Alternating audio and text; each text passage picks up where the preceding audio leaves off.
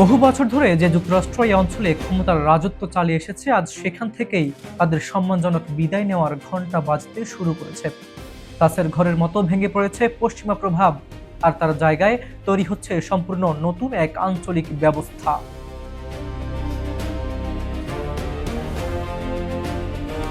ইরানের parliament speaker Mohammad বাঘের গালিভাব সাফ জানিয়ে দিয়েছেন, মধ্যপ্রাচ্যের ভবিষ্যৎ আর ওয়াশিংটনের ড্রয়িং রুমে নির্ধারিত হবে না।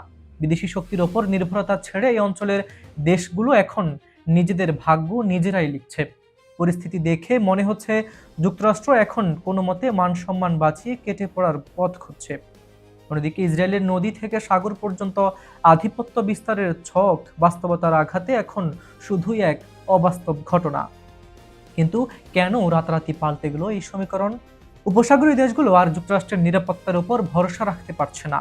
ফলে পর্দার আড়ালে সৌদি আরব, তুরস্ক এবং পাকিস্তানের মধ্যে গড়ে উঠেছে নতুন প্রতিরক্ষা সহযোগিতা।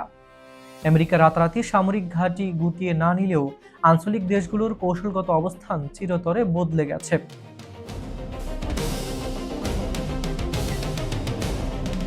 ইরানের প্রভাবশালী আইন প্রণেতা ফাদা হোসেন মালিকি যুক্তরাষ্ট্রকে সরাসরি সতর্ক করে বলেছেন, ইরানের উপর হামলা হলে জবাব হবে ঠিক একই মাত্রায়।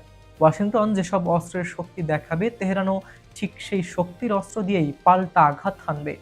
আর সবচেয়ে আতঙ্কের বিষয় হলো, ইরান এখন আত্মরক্ষার নীতি ছেড়ে সম্পূর্ণ আক্রমণাত্মক প্রতিরোধের কৌশল নিয়েছে। তেহরান সাফ জানিয়ে দিয়েছে, তাদের হাতে এমন কিছু গোপন সামরিক বিকল্প তৈরি আছে যা যুক্তরাষ্ট্র কল্পনা করতে পারছে না। ডোনাল্ড ট্রাম্প বা ওয়াশিংটন কোনো ভুল পদক্ষেপ নিলে তা আমেরিকার জন্যই আত্মঘাতী হবে। কারণ এই সংঘাতের আগুন কেবল দুদেশের মধ্যে সীমাবদ্ধ থাকবে না, পুরো বিশ্বকে টেনে নিয়ে যাবে এক ধ্বংসাত্মক মহাযুদ্ধে। কূটনৈতিক আলোচনা এখন পুরোপুরি বন্ধ। আর এই অচল অবস্থার সবচেয়ে বড় শিকার হতে যাচ্ছে বৈশ্বিক জ্বালানি বাজার। বিশ্বের অন্যতম গুরুত্বপূর্ণ জলপথ হরমুজ প্রণালী অবরুদ্ধ হলে বিশ্ব অর্থনীতি এক ভয়াবহ বিপর্যয়ের মুখে পড়বে। মধ্যপ্রাচ্য এখন এক জ্বলন্ত বারুদস্তূপ, যেখানে সামান্য একটি ভুল সিদ্ধান্ত বদলে দিতে পারে গোটা পৃথিবীর ইতিহাস। বিশ্ব রাজনীতির এই বিপজ্জনক মোড় নিয়ে আপনার মতামত কি, অবশ্যই লিখে জানান।